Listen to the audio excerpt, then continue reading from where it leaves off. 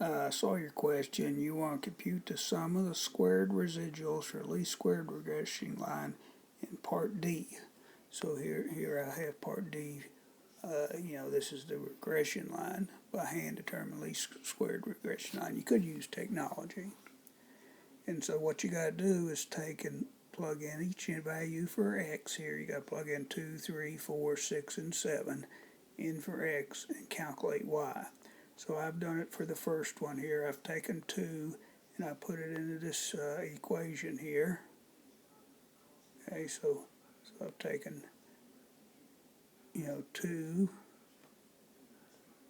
I put 2 into this equation and I get y hat 1.489.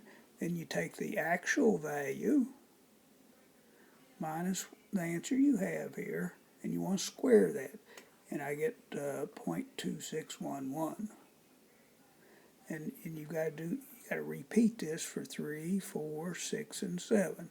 So you take 3 and you put it in there. You calculate that value, and then you take the y, the actual value minus what you obtained, square that. You'll get another answer. So you got to do it 5 times. Then you add each of those. You add those 5 answers, and I guess it must come out to 3.163. That's a sum of these squared residuals. Here's the first squared residual.